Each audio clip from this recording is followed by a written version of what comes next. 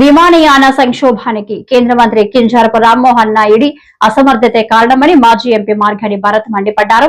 Rajahmundry YSR Congress party కార్యాలయంలో మీడియాతో మాట్లాడుతూ శాఖపరమైన సమీక్ష నిర్వహించకపోవడమే సమస్యకు మూల కారణమన్న ఆయన తక్షణమే రామ్మోహన్ నాయుడిని కేబినెట్ నుంచి తొలగించాలని డిమాండ్ చేశారు.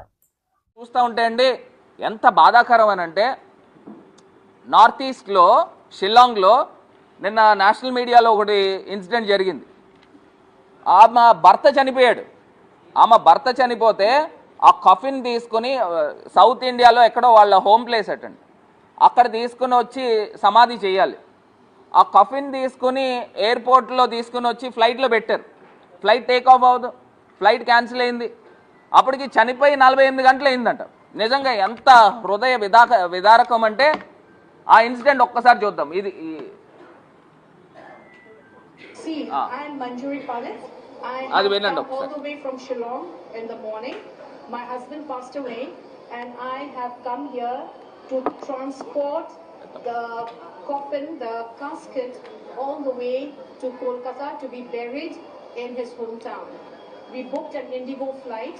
This is at 7:10 and till now we have no information whether the flight is going to take off or not. As per now, each and every flight is being cancelled. Now what does a person like me in this situation do?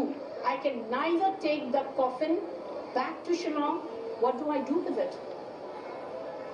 Okay, and the body is embalmed for 48 hours. ఆమె చెప్తా ఉంది 48 hours నుంచి strained అయింది. ఇప్పుడు నేను ఆ బాడీని ఎక్కడ తీసుకెళ్ళను, తీసుకుని వచ్చినేమో ఫ్లైట్లో తీసుకుని వచ్చి పెట్టారంట బాడీని. నేను బాడీ వెనక్కి తీసుకోలేను, 48 గంటలు అయింది. ఏం చేయాలండి? ఇది ఒక ఇన్సిడెంట్ మనకు బయటకు వచ్చింది. భర్త చనిపోయాడు, షిల్లాంగ్ నుంచి ఎయిర్పోర్ట్లో తీసుకుని వచ్చి ఇండిగో ఫ్లైట్లో ఆ బాడీ కఫిన్ తీసుకొచ్చి పెట్టారు. పెట్టిన తర్వాత వాళ్ళ హోమ్ టౌన్ కోల్కతాకి తీసుకెళ్లాలంట. తీసుకెళ్ళలేని పరిస్థితి. ఇప్పుడు నేనేం చేయను అని అడుగుతా ఉంది. అసలు ఎంత దారుణమో చూడండి. ఇలాగా సీనియర్ సిటిజన్స్ ఎంతమంది ఉంటారు, పేషెంట్స్ ఎంతమంది ఉంటారు, మరి వాళ్ళ పరిస్థితులు ఏంటి? విదేశాలకు ప్రయాణాలు చేసేవాళ్ళు ఎంతమంది ఉంటారు, వాళ్ళకి అర్జెన్సీలు ఎంతమంది ఉంటారు? నిజంగా ఇంకొక ఇన్సిడెంట్ చూపిస్తాను, మురళి చూడు ఒకసారి. ఇంకొక ఇన్సిడెంట్ చూపిస్తాను. మ్యారేజ్ ఆన్లైన్ పెళ్లి చేసుకున్నారు. భార్యాభర్తలు పెళ్ళి ఆన్లైన్ పెళ్లి చేసుకున్నారు. ఫంక్షన్ హాల్కి ఏమో ప్రజలందరూ వచ్చేసారా?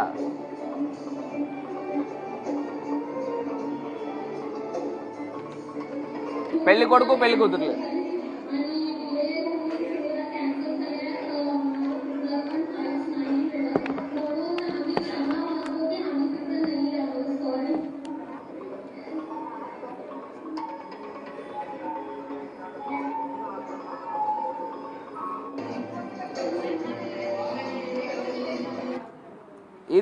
ఇది ఎంత దారుణం చూడండి. అంటే ఇవి వెలుగులోకి వచ్చిన ఘటనలు కొన్ని మచ్చుకు చూపిస్తూ ఉన్నా, నా నోటీస్కి వచ్చినాయి. పెళ్ళి ఆన్లైన్లో వాళ్ళిద్దరు కూర్చుని చేసుకుంటే ఫంక్షన్ హాల్లో ప్రజలందరూ కూడా అక్కడికి వాళ్ళ బంధువులు వాళ్ళందరూ వచ్చి అక్కడ ఆశీర్వదిస్తున్నారు. ఇది చూడండి ఎంత దారుణం. ఇప్పుడు ఒకటే అండి, ఇది మినిస్టర్ యొక్క ఇన్కాంపిటెన్సీ. ప్రధానంగా చూస్తే పీరియాడిక్ రివ్యూ చేయాలి. ఇదే ఇండిగో ఫ్లైట్కి సుమారుగా 5400 మంది పైలట్స్ ఉన్నారు. 5400 పైలట్స్ ఉంటే 36 అవర్స్ని రిలాక్సేషన్ని 48 అవర్స్కి పెంచారు. పెంచినప్పుడు సుమారుగా ఇంకా 900 మందిని రిక్రూట్ చేసుకోవాలి పైలట్స్ని. మరి 900 మందిని రిక్రూట్ చేసుకోవాల్సిన అవసరము ఇండిగో పైన ఉంది. దాన్ని పీరియాడిక్ రివ్యూ చేశారా ఈ మంత్రి? ఇప్పుడు నువ్వు ఫేజ్డ్ మేనర్లో పెట్టాలి కదా. ఒక్కసారి తీసుకొచ్చి నోటీసులు ఇచ్చేసి నువ్వు రేపటి నుంచి నువ్వు పెట్టాల్సిందే అని చెప్పి, అంటే వాళ్ళు సంవత్సరం నుంచి ఇంప్లిమెంట్ చేయట్లా, వాళ్ళకి డెడ్ లైన్ నోటీస్ ఇచ్చేసి నువ్వు ఇంప్లిమెంట్ చేసుకోండి. ఎక్కడి నుంచి చేస్తాడండి? ఏమన్నా ఆకాశం నుంచి ఏమన్నా పైలట్లు ఊడిపడతారా? వీళ్ళు ఏం చేయాలా? వీళ్ళు తీసుకుని వచ్చి పైలట్స్ని పీరియాడిక్గా వాళ్ళు తీసుకుని వచ్చి రిక్రూట్ చేసుకున్నారా లేదా అనేది అబ్జర్వ్ చేయాల్సిన, అసలు రివ్యూ చేయాల్సిన బాధ్యత మంత్రిది. ఇవాళ ఈ రకమైన సిచ్యువేషన్ అరైజ్ అయిందని అంటే ఎంత దారుణం అండి. ఇవాళ నేషనల్ మీడియాలో ఒక తెలుగు మంత్రి ఏ రకంగా అబాసుపాలయ్యాడు అంటే నిజంగా ఎంత దారుణం అని అంటే ఈ తెలుగుదేశం పార్టీకి సంబంధించిన మంత్రులేనండి. గతంలో అశోక్ గజపతిరాజు గారు ఉండేవారు, సివిల్ ఏవియేషన్ మంత్రి. ఆయన్ని నేషనల్ మీడియాలో ఏం చెప్పేవారు అని అంటే మ్యాచ్ బాక్స్ మినిస్టర్ అనేవారు. మ్యాచ్ బాక్స్ మినిస్టర్ అనేవారు అంటే డైరెక్ట్గా ఫ్లైట్స్లో మరి మనకు తెలీదు. నేషనల్ మీడియాలో నేను చెప్పే మాట, పలు షోస్లో మాట్లాడిన మాటలు. ఇదే రామ్మోహన్ నాయుడు ఎంత దౌర్భాగ్యం అండి. నిజంగా అక్కడేమో అహ్మదాబాద్లో ఫ్లైట్ క్రాష్ అయిందా, ఆ ఫ్లైట్ క్రాష్లోనేమో కొన్ని వందల మంది చనిపోయారా, అక్కడ ఆ పర్టికులర్ క్రాష్ స్పాట్కి వెళ్ళి వీళ్ళ వెనకాల సోషల్ మీడియా టీం వచ్చి ఫోటోలు తీసుకుంటున్నారు, వీడియోలు చేస్తున్నారు, రీల్స్ పెడతా ఉన్నాడు అతను అఫీషియల్ హ్యాండిల్స్లో. నిజంగా పబ్లిక్ నుంచి విపరీతమైన వ్యతిరేకత వస్తే ఆ రీల్ డిలీట్ చేశాడు. ఈయన దేనికున్నాడండి మంత్రి కిందన? రామ్మోహన్ నాయుడు దేనికున్నాడండి? ఈ రకమైన దారుణాతి దారుణమైన పొజిషన్స్ నిజంగా ఎంత బాధాకరం అని అంటే, ఇవాళ ఇండిగో ఫ్లీట్, అది కూడా చెప్తున్నానండి, ఇండిగోకి ఉన్న ఫ్లీట్ 434 ఫ్లీట్ ఉంటే 128 డెస్టినేషన్స్ నడుపుతూ ఉంటే సుమారుగా 2300 సర్వీసెస్ ప్రతిరోజు కూడా నడుపుతూ ఉన్నారు.